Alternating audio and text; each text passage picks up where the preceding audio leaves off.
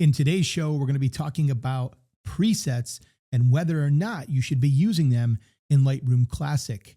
If you're about to buy some, don't make a move.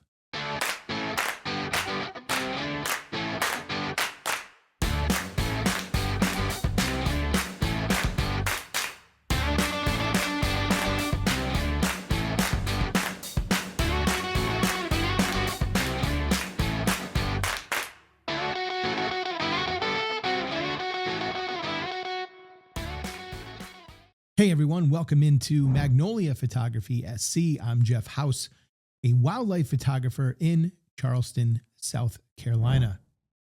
So we're going to talk about presets today that you can use inside of Lightroom Classic. And if you know anything about me, you know that I don't like to leave anyone behind.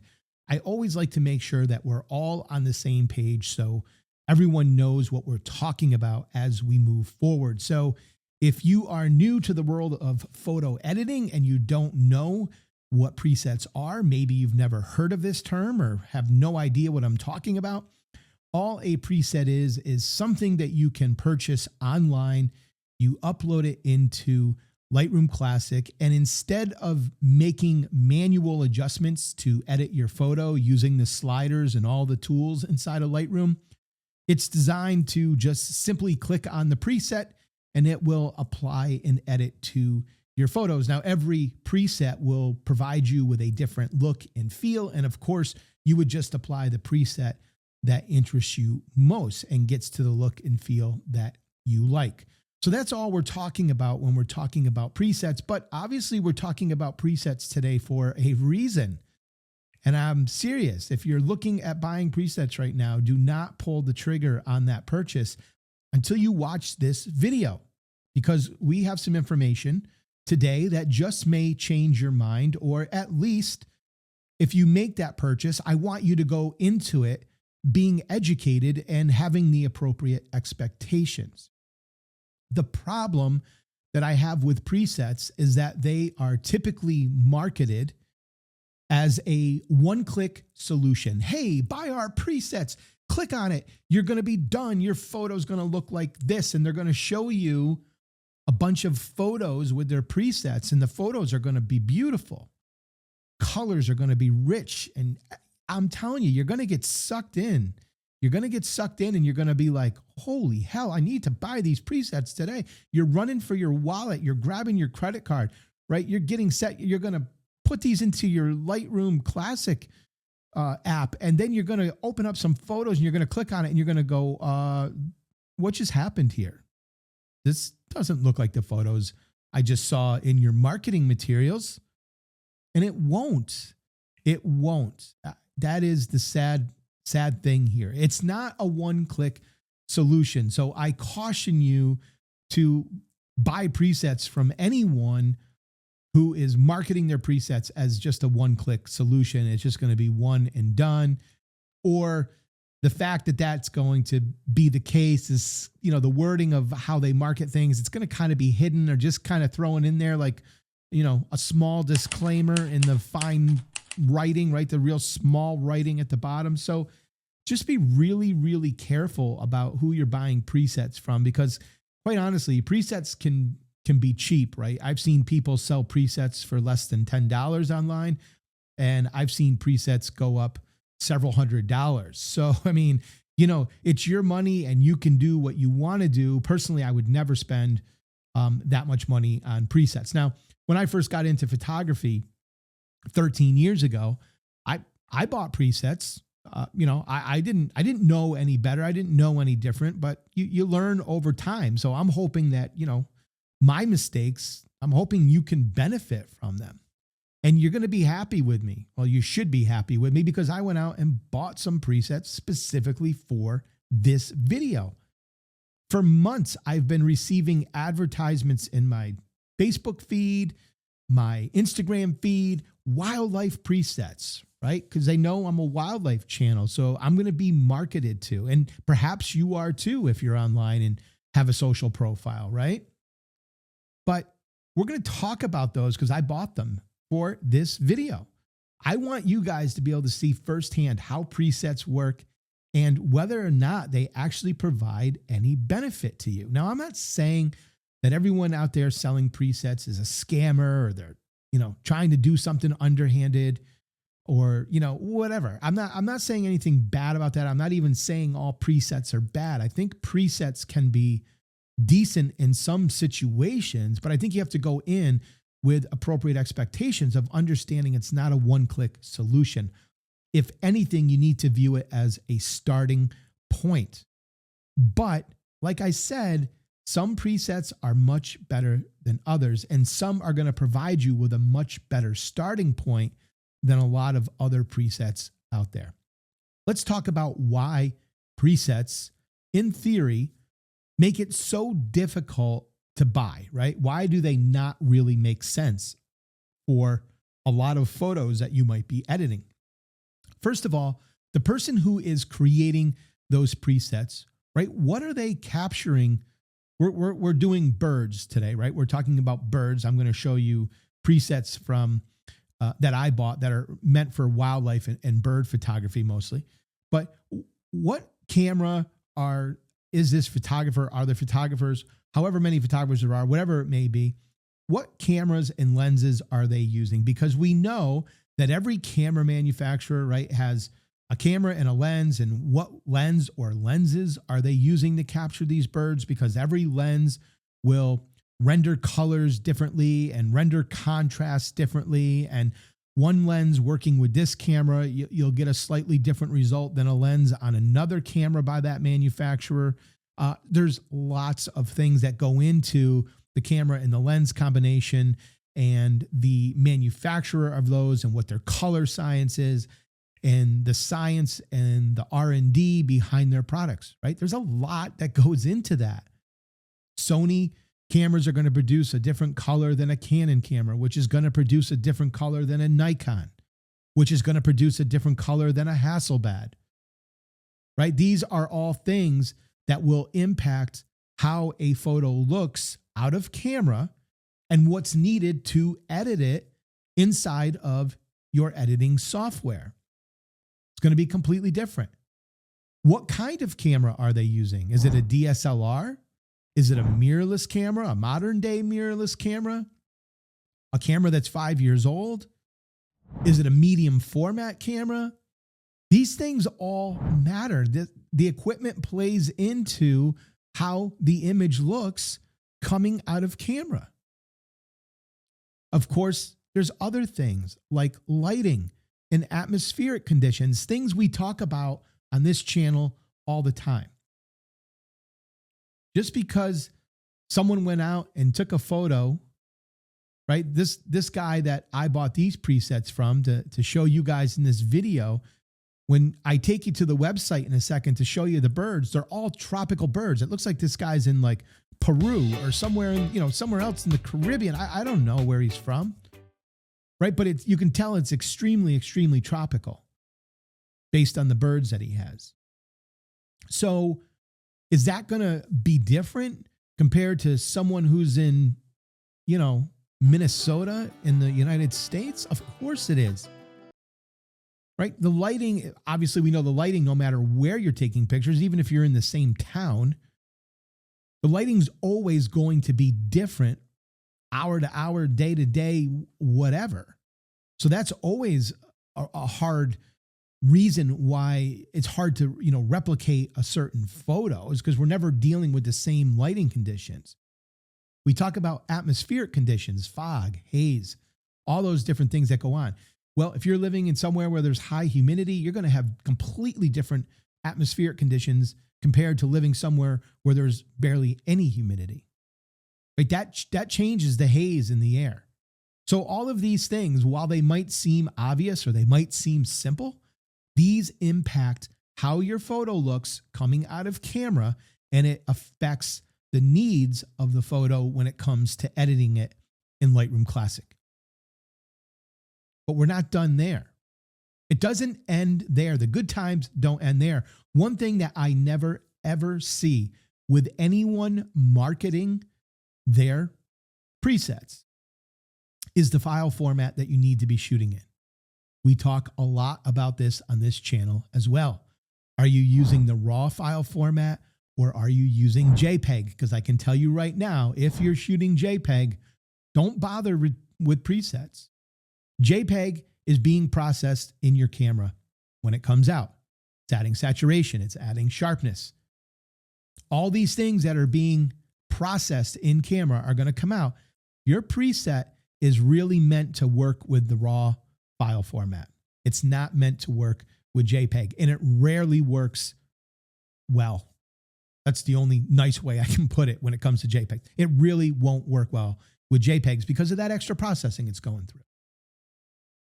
So unless you're shooting RAW, then really don't waste your money on buying presets. But I never see anyone saying this on their products.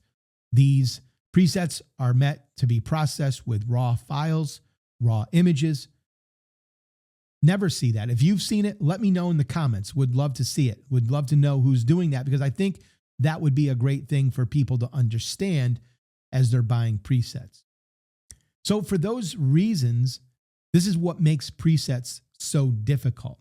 And this is why we need to understand that no one should be, or can they be, marketing their presets as a one-click solution. All right, I'm off my soapbox now, but I think that's important for you guys to know. I think that's really important for you to know, because I don't want to see you waste your money going out, buying presets, being romanced by all these different, marketing materials that you might see with presets. And then you go spend, I don't know, whatever you deem appropriate to spend on presets, whether it's $10 or $100. I don't want to see you waste your money if they're not going to work for you the way you're thinking they will. So with that being said, let's go to the website where I purchased my presets for this course. I sacrificed myself for the good of you so that you guys can save your money. So let's take a look at this. This is the Amer Cavalcant. I believe that's how you pronounce it. This is a version of the photographer's actual name. I don't know his full name, but that's what Amer Cavalcant, that's how they came up with it. It's just a shortened version of his name somehow.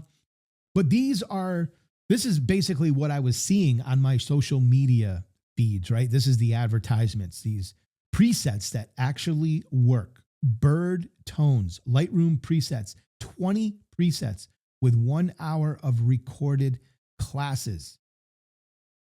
But look at the birds, right? I mean, we can tell this dude is somewhere tropical capturing these photos. I mean, I live in a nice, warm environment, but I don't have these birds flying around me. Well, I have the owl, but I haven't seen any, I don't have toucans and stuff like that. But basically how this person is selling these, right? The Bird Tones preset pack offers 20 exclusive presets, fully compatible with both the desktop and mobile versions of Lightroom. But they are specifically developed for wildlife photography. These presets were designed to enhance green tones and to highlight the natural beauty of birds and their habitat. So you get the 20 presets. He's going to throw in 12 RAW files so that you can practice your editing skills. And guess what? You're going to get the RAW files. You're probably going to get these bird pictures that we're looking at right here. These will probably be included in those free 12 RAW files. But you're probably getting 12 pictures that are also, at some point are in all of their marketing materials. So guess what? My guess is that you're going to get these 12 RAW files and they're going to look great when you apply the presets to them, because guess what? They're already designed with those presets in mind, right? They're making sure that when they give you the 12 RAW files and you apply a preset to it, the picture looks good. You're not going to get some shitty picture that where you apply a preset to, it looks like what I'm about to show you. So put that on the back burner. You're going to get a user guide and an installation video, tutorials for all the good stuff. You're going to get videos for how to apply these presets to your photos, right? And editing tips to get the most out of your presets. Right there is the catch, right? That's a very soft way of adding a disclaimer. Editing tips to make the most out of using your presets. In other words, they're not going to work with one click I'm going to give you some tips of things you can do to help you improve how the presets look, right? That's essentially what it's saying, but it's just not coming out and using the harsh words that may, turn you away from buying the presets. All right. So this is what you get, right? This is what you're looking at in the marketing materials. But then if you're on the website here, we get to take a look at some before and after pictures. So let's do that, right? This is going to draw us in even more if we're kind of salivating over this right now. So we're going to look and we're going to go, oh yeah, here's the original. Oh yeah, look at that. All edited, nice preset. Oh, the greens look nice, that bird. Oh, here we go. Oh, look at that. Almost looks like there's a little spotlight on these little lovebirds. Oh yeah. Oh, I'm feeling this. Yep. Right. I'm already reaching for my back pocket, right? I'm just dying to get that wallet out. Let's give this guy our credit card information right now. Oh, here's another one. Ooh, that bird looks good. Oh, then we got another bird down here. I don't know if that's the best picture to use in your marketing, but it's decent. We've got a little owl of some sort. Not a huge difference really in that one. Even the one down here, this one, I think I like the original better than I do the one that's edited with the preset. I think same thing with the owl. I actually think I like the original better. But hey, that's just me. What do I know? All right. So a couple more tropical birds, right? Pictures look great. Yep. We got some couple more going on. We're back to the nice marketing materials here. Get your bird tones. So I think we can agree, right? We got some beautiful marketing materials. The presets look great. Everything looks great. I'm going to buy these because if I apply that to my photos, holy hell, this is what my pictures are going to look like. People are going to think I'm amazing. Soak in this picture right here. Burn this into your memory, right? Now, don't think that this marketing material that we're looking at here, don't think that this is by mistake, right? We know as photographers, or at least I hope you know, right? What did they do here to grab our attention, to draw us in to buying their presets? What are they doing here? Well, we know as photographers, right, that when we're editing, anytime that we can add, make our subject kind of like the brightest part of the scene, right? Our eyes will gravitate towards the brightest part of the scene. What's another big thing our eyes gravitate towards? Color. There is lots of color in these marketing materials, right? I don't care really if you took all the titles off of this marketing thing right here and we didn't know it was presets or we didn't know what it was.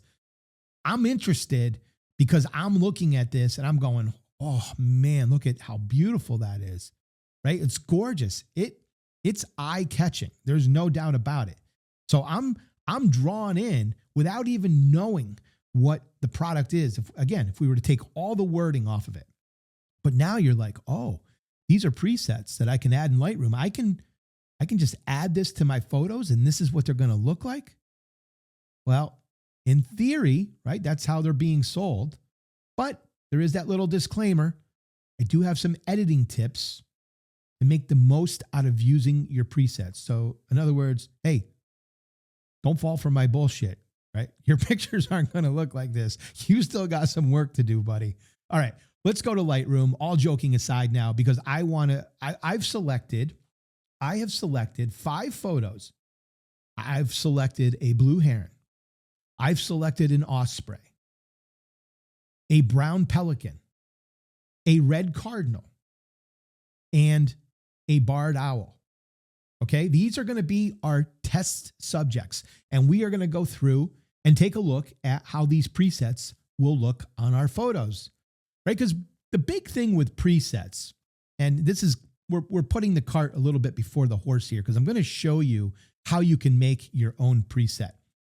But what I want to talk about for a second here is when you are making presets, one thing that's important to know, and hopefully this is how this person designed theirs, but you're making presets and you're testing them over a group of images, right? A group of test images. So I would say, generally speaking, it's probably a good idea to probably have 50 images that you're testing these across, right? Because you need a wide mix of photos, a wide mix of lighting conditions, atmospheric conditions. You want to make sure that the preset you're making is working across a large test subject, if you will. But keep in mind, if I go and I start taking pictures of birds like I do, and I start marketing, making and marketing my presets, they're all captured on my Sony A1, right? And my Sony 200 to 600 lens.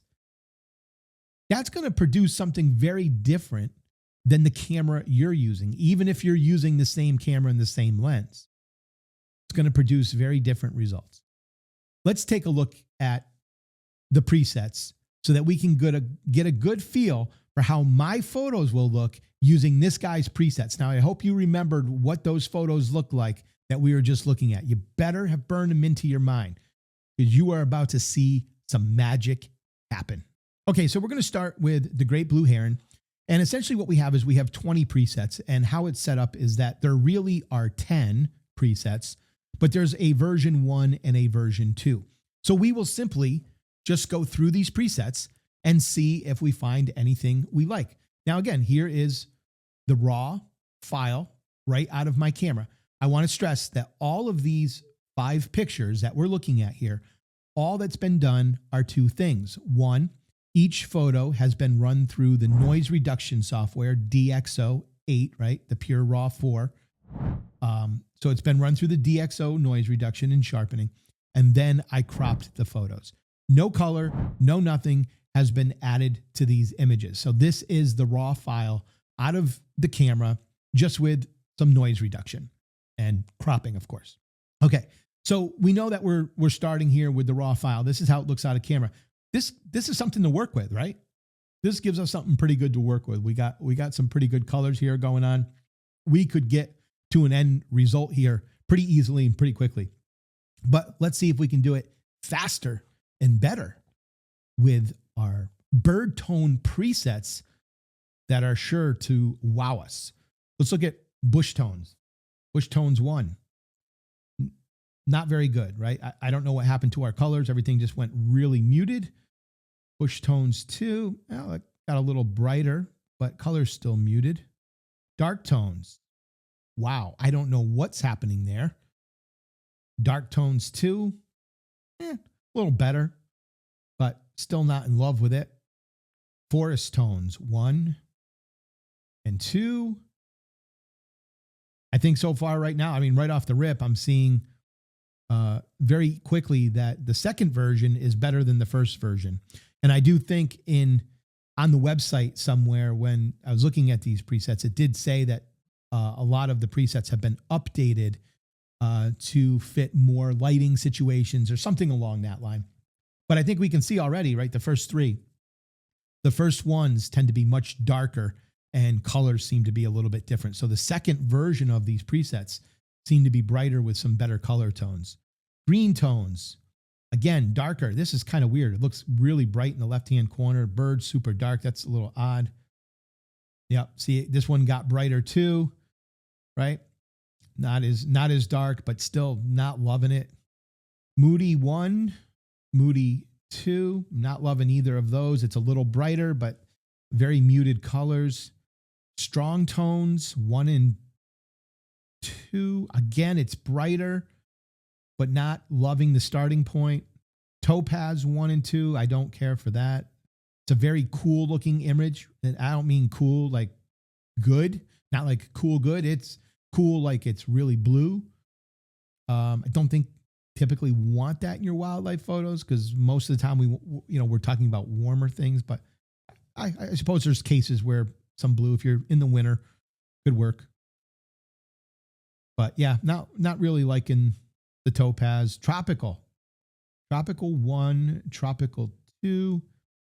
Not horrible, but for me, I feel like the colors are very muted. And when I hear the word tropical, I'm thinking that I'm going to get something that looks a little bit more like this, when in fact, we're not getting anything even close to that. Now, I understand we're not looking at a bird that has the beautiful colors like the marketing materials, but still, it's pretty flat for me, in my opinion, for a tropical preset. All right, let's look at the turquoise 1, turquoise 2. Not in love. And then this is weak tones 1 and weak tones 2. You can say that again. Not loving it. Not loving it at all. So if we go back to our original photo there, I just undid those. Interesting, right? I feel like we can start from here and get to a better photo a lot faster and a lot easier. I like the raw file a lot better. Okay, let's go to the next one. Let's keep this moving. Let's go to the Osprey just to see. So we got bush tones 1 and 2. Like neither of those. Dark tones 1 and 2. Definitely don't like those. Forest tones 1 and 2. Don't like it. Green. Don't like it. Moody. Nope. Strong. Nope. Topaz. No. Tropical. Yeah. Again, doesn't look tropical, man. Maybe it's just me, but I just get a certain vision in my mind when I see a preset labeled tropical, and I get this dark, moody picture. I'm thinking something more bright and airy with tropical and full of beautiful, rich colors. Turquoise 1 and 2. No, just awful. Weak tones. God, no. That's probably the best one out of the bunch, but still, I'm not liking it. I mean, I'd rather start here.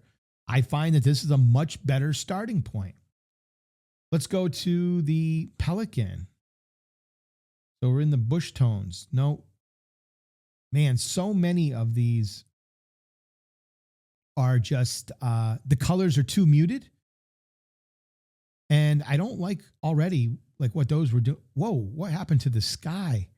I noticed that a little bit in the first one. I thought the sky was got a little weird from the original, but this is really ridiculous. Like that's not a sky color. That's not even close.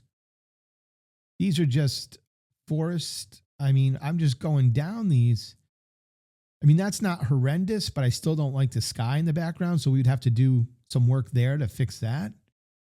And I don't mind if we have to do a little fixing, because that's the whole point of this, is that don't expect it to be a one-click thing. But it shouldn't create more work for us by using the presets, right? That's goes against everything that we're trying to accomplish. So the strong tones, yeah, just no good. Topaz. Again, the skies are messed up on all of these, at least with this particular image.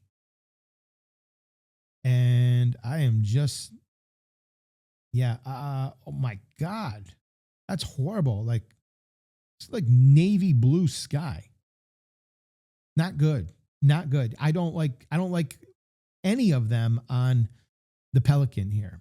All right, let's go to the Cardinal. Maybe, hey, we got something that's along the color lines of the birds, that this guy had in his marketing materials. Here's the bush tones.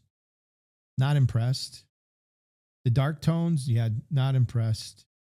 Now, I know that my picture, if I just come off this, yeah, that obviously needs a little bit of exposure to it. I know it's a little bit darker, right? But so we can tweak the exposure. That's not a big deal. But these presets are not even getting us good colors or putting us in a good tonal range.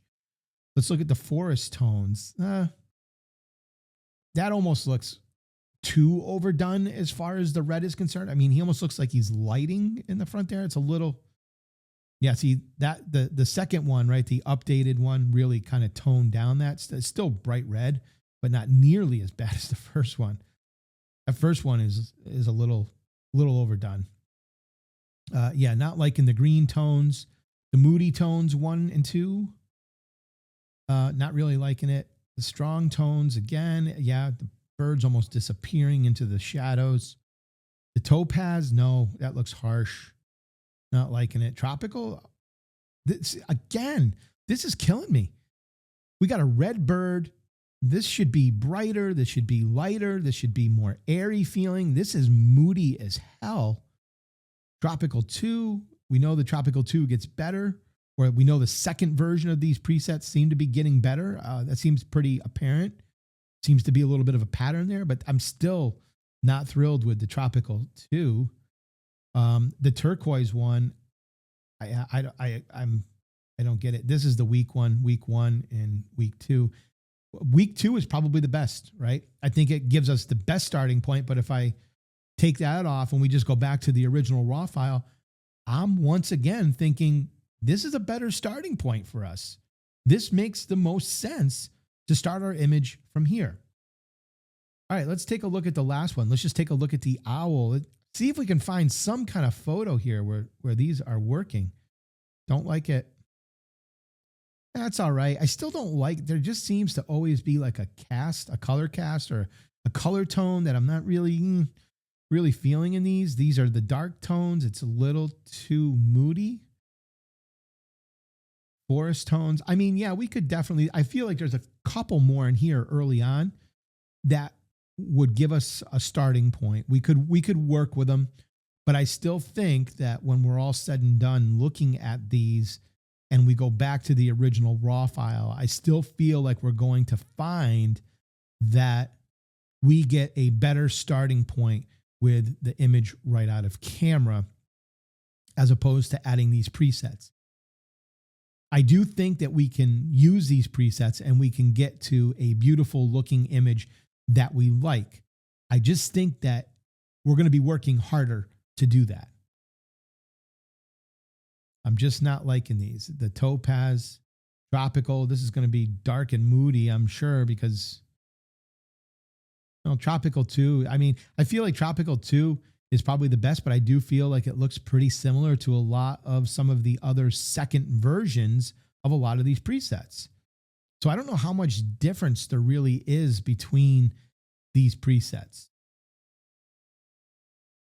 And that's the week. Okay, so after going through those, we take it off, we go back to our original one. We have a better starting point here, in my opinion, once again. So that's 5 photos. Now, we are talking about a small test subject, right? 5 photos. I was recommending that we probably do a good 50 photos if we're testing our presets. But I think this is part of what we can see. His presets are designed based on using certain cameras, certain lenses. It's based on certain lighting conditions, certain atmospheric conditions. And so these are very different. We weren't able to recreate anything close to what we saw in the marketing materials. We didn't have anything remotely close to this. Even from just an overall lighting standpoint, I felt like a lot of the presets were very dark and moody. I felt like a lot of the presets were also lacking color and some contrast. And we weren't able to get anywhere close to this. So when we look at that and we look at the presets, this is what I want you to understand and see before you go out and spend your money on something like this. Here's one of the mistakes that a lot of, especially newer photographers will make, or less experienced photo editors. They see these presets, they want to get them, they put them in here. They go through what I just did and they're going, oh my God, like my photos look nothing like the photos I saw in the presets.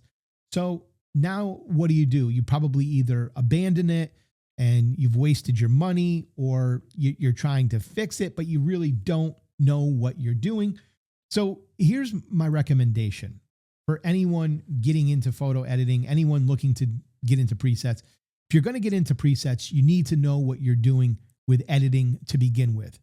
Don't try to kind of circumvent the process of learning editing. It's important to understand how to edit photos because you need to understand how everything kind of works together to create that final image. You need to know what's going to happen when you increase or decrease your highlights or your whites or your blacks. How does vibrance and saturation compare? What's the difference between the two? How do texture and clarity compare? And what's the difference between them? How do I manipulate the color in my photos? Because do I use the color mixer over here on the right, or do I use the calibration tool for my color, or do I actually use the color grading tool to manipulate my color? How do I go about doing all that? If you buy presets without understanding these things, you're going to be very lost. You're going to be very frustrated and you're going to be very disappointed. So what I recommend to you is learn how to photo edit from the start, learn these tools, understand these tools, and then if you want to venture into the world of presets, do your research to see what they look like. Not all presets, again, are the same, right? They can be cheap to really expensive, and there are differences in the quality of presets. So do your homework to make sure that you're getting a quality preset. Doesn't mean you have to spend a lot of money, but make sure it's coming from a reputable source. Look at the reviews, see what people have to say, see if there's any kind of return policy, because sometimes there's not with presets. So just be careful about those things and consider all of those things. Let's talk about how you can go about creating your own presets. This is fun. And I think that if newer photographers were to try to do this, you would learn editing and you would learn how things work together much faster than any other method out there. So let's talk about what we're going to do, how we create a preset. So the first thing that we're going to do is we're going to edit our picture right from scratch, right? So generally the first thing we're going to do, we do the noise reduction, we go through the cropping. We did that already, right? I already did that for you guys. But from there, we're going to start with the temperature of our photo or the white balance of our photo. So let's take a look at the conditions we're in, right? We have green trees. We're obviously in warmer weather. We're talking about a summer picture. So we're not going to have a blue toned image, right? Because that's going to make it feel cool. That's great if you're somewhere right now where you're sitting in the snow and it's cold and you have animals or birds. You have pictures in the colder weather and that snow.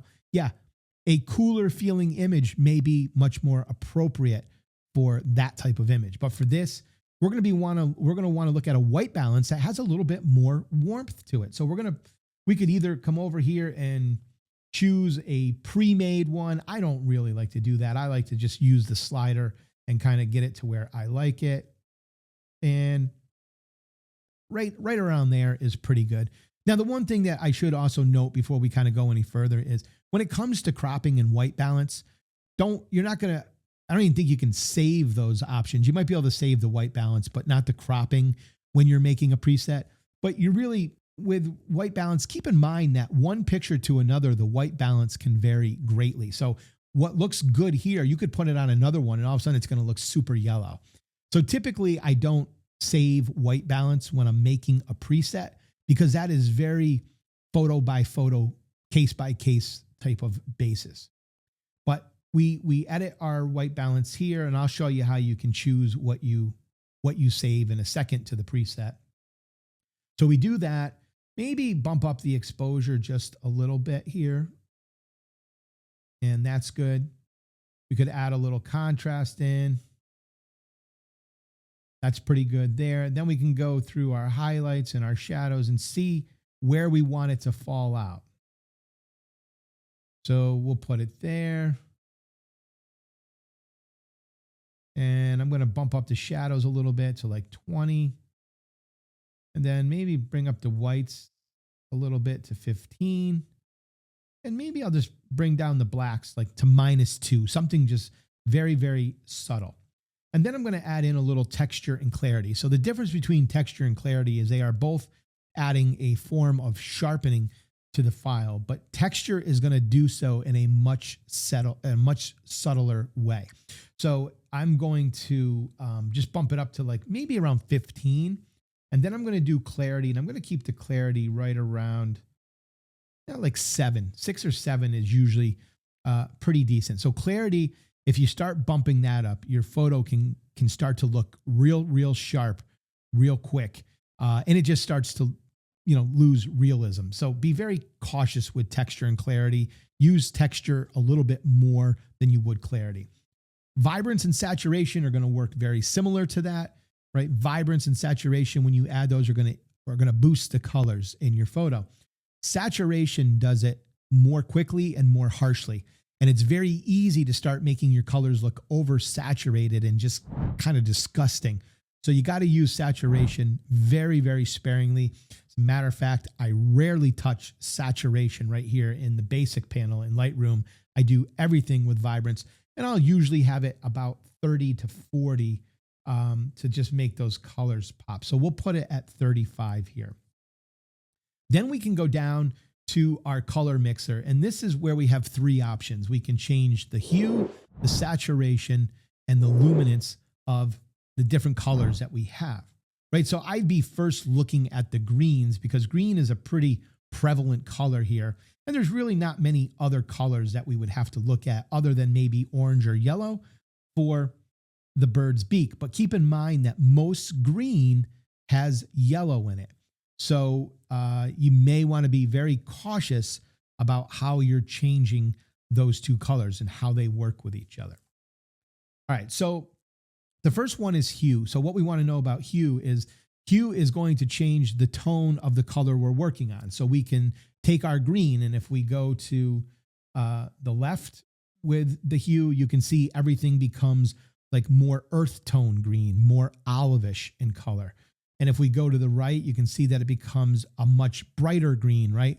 Kind of like the grass that we're more familiar with in the summer type months, where everything is just super green from the sun and the warmer weather. So we would find that happy medium here. And I would probably go up to about plus 15 right there, because I like the greens that come into that. I don't particularly care for the earth tone greens. I want some of those other greens in there. And I think having some of that coupled with some of the earth tone greens gives the photo some nice depth and dimension there, and gives it some texture. So the other thing we can do next is look at saturation. Now, this is where I say use this sparingly, because we can make these greens look ugly real quick. So if we go to the left, we're going to reduce saturation, make that green a little bit darker. Some people prefer that look. And if you do, then by all means, take a little saturation out. If you want to go higher, you can make those greens look even brighter. Now, I'm gone all the way up to 100. That just looks ridiculous to me. So if I was going to add saturation here, I would be somewhere right around plus 10. I think that gives it a nice natural look and just gives that green a little bit more life. We go down to the luminance. So if we go to the left, we're going to take some light out of it, make it a little bit darker. And if we go to the right, we're going to make that green just a little brighter. So if we grab that slider, we go to the right, that's the brighter part. And if we go left, that's the darker. Now, again, many people, many photographers do prefer that green to be in that little darker, richer tone. With this particular photo, and I do kind of tend to fall on that side a lot, but with this particular photo, I like giving the green just a little brightness here. So I'm going to go up to about plus 40. And I just think that it gives the photo a little bit more of that depth, texture, and dimension that I'm always talking about. It just separates it from the olive greens really well. And I think we have a good looking photo here. So let's take a look at the oranges and yellows here. So if we'll start with the yellow because of the bird's beak, but you can see as I'm moving it, right, it's also changing the green leaves a lot. So we want to be really careful with that and what's happening there. So what I might actually do is, if I were going to do something like this, I would add a mask to it, but we're not going to do that for the purposes of learning how to create a preset here, because that will change the rules a little bit. And we'll talk about that a little bit later on, but let's just stick with this for right now. We're going to say, okay, this is our preset. This is what we've done. We like this. And now we're going to save this as a preset. So what we're going to do is we're going to come over here to the presets on the left-hand side, and we're going to click this plus with a drop-down arrow, and we're going to click Create Preset. We're going to get this box that pops up, and we're just going to name this. So for this purpose, we will do, we'll just name it Test Preset, Wildlife, and then it's going to ask us what group we want it to store on over here. So I have some different presets over here. We'll just put it in the wildlife presets, right? That makes sense. I'm going to uncheck the white balance though, because I don't want the white balance to be applied to every photo, because we want it on a case by case scenario. And as you can see, the option for saving our crop is not listed in here. When we're saving presets, cropping is not the option because, again, cropping is done to each photo based on its needs. So those two things we want to leave out, and then we would just hit create. So now if we go over to our wildlife, you can see that we have our test preset wildlife. So now we can go over to all of our photos that we're using here in our video, and we can apply our preset to see how it looks. This is the testing phase. This is how we're going to go through. And this is why I said select 50, raw files, 50 raw pictures, put them into its own little category, and then test presets as you make them.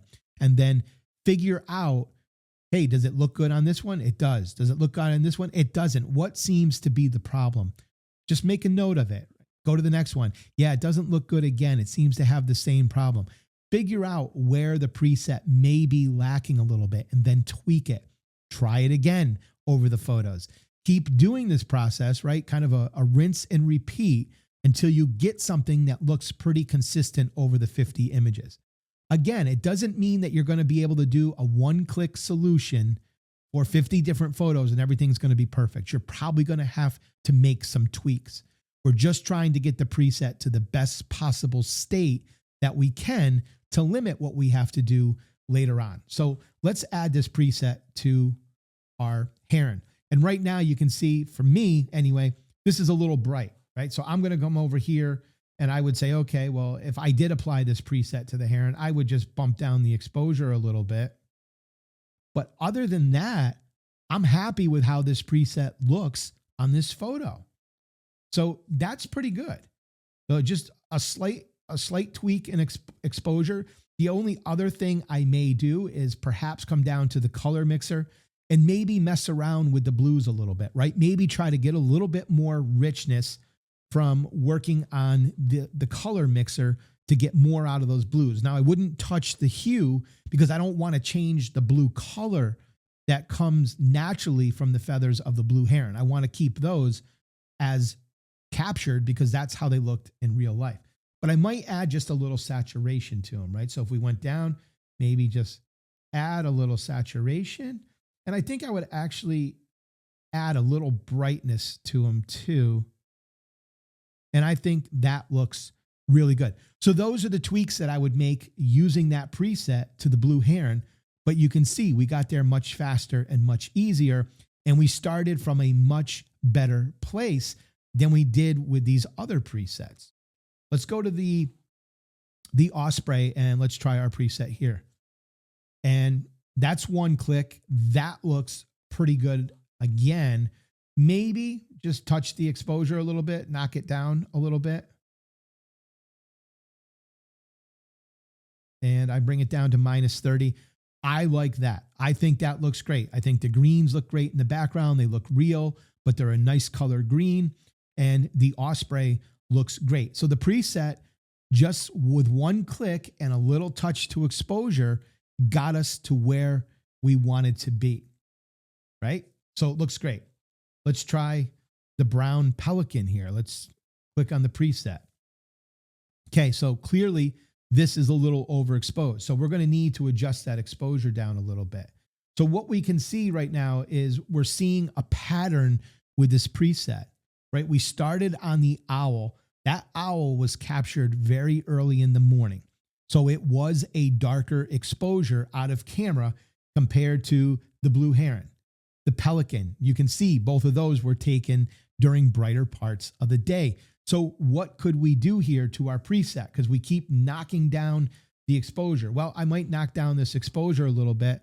Then we can come over here to this preset.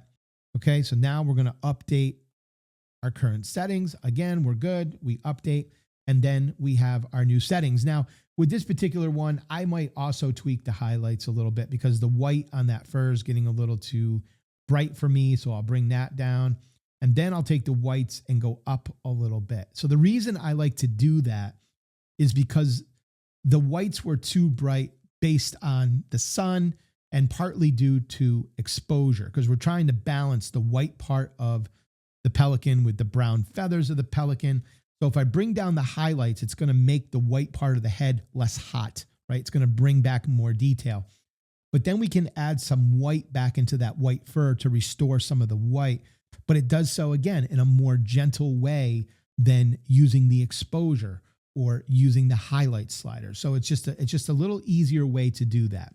Again, the other thing that we could do is we could use a little mask, and we could mask out just the white part, and we could bring down the exposure on just the white part. That's probably how I would actually go about doing that edit. But again, that mask would not be part of our preset. So these are all different things that we can do. But again, this looks pretty decent, right? We are getting the majority of the way to where we want our final image. So now we're going to go to the cardinal. And now when we hit the preset for the cardinal, we know that we're going to have the new settings applied. So we're probably going to have to bump up the exposure again, because this picture too was also taken with a little darker exposure. But if we do apply the preset, yeah, we will bring that exposure up again just a little bit. But there we go, right? That looks really good. Now, again, we can go down to the color mixer, and we may want to just tweak the saturation and the luminance on the red to get it where we ultimately want it. So do we want to go take out a little saturation from the red or add in a little saturation? So I'll go up to like +5 on the saturation, just give that red a little extra pop. And then do you want to darken it down or brighten it up a little bit? And I like it just a little brighter. So I'll go up to about +25 on the luminance part of the color red. That looks beautiful to me. That is where I would leave this. So it gets us there very quickly once again. So far, our preset is working pretty well. And then we're back to the owl picture again. And so that's where we started. So again, this is 5 photos. We applied our preset, and it worked pretty well across the majority of the photos. We had to make one little tweak to the exposure because we used the exposure on an image that was taken in a darker environment. But that's not too bad, right? We make a little tweak to our exposure, maybe a little tweak to our highlights. And then we went down and we made a few color tweaks because we had some different colors of different birds. So that's to be expected. But we were able to get to some finished photos pretty quickly. Now, what about masking, right? What happens if we want to do masking? Because if you've watched any of my previous videos about Lightroom and masking, you know that I like to come in here and I like to do things where I'll select the background, right? And what I'll do is I'll take out the subject here, obviously the bird, right? I'll remove those from the mask so that the mask doesn't impact them. We're just doing the background. And then we can tweak the exposure on the background however we want, and we can do whatever things that we want. What about masking? Well, here's the thing with masking, right? You got to be very careful about what types of mask you're using. If you're using a mask where you come in and you select the subject, it's going to choose the bird. Now you can see that it also chose some of the branches around here, but you have to be choosing masks that select the subject or select the background. A lot of times when I'm trying to do something with birds, I always find it easier to select my subject using an object mask. Well, the problem is that Lightroom isn't going to be able to recognize our subject because I used an object mask. So saving a preset with that is not going to work. You'd have to use the subject or something that's choosing something, the background, the sky. You'd have to use one of those masks in order to include it in your preset. My recommendation would be to use the preset and then use the masking separately if you're going to use the masking way of editing your photos, because it's going to get you to the majority of the way there to create the preset. And then you can use the mask to just kind of fine tune the background and the subject separately. So this comes down to some preference and to some workflow and what works for you. You may not want to use presets at all if you're going to edit in the way that I do, which is background, subject, and then adding whatever else I want to into the photo. I've kind of would not use presets using the masking method that I use. But if you're going to edit photos without doing that, and you just want to get the photo to some good colors and, good exposures and all of those things that we just walked through, then presets may be a good option for you. That is it, guys. Let me know what you think about this video. Let me know what you think about presets. Do you use them? Do you like them? Have you been disappointed by buying any? I hope you enjoyed this and found it helpful. If you did, please be sure to subscribe to the channel, like the video, click on the bell icon so that you're notified when future videos come out. And thank you for spending time with me. I appreciate it very, very much. Until the next time, good luck with your wildlife and take care.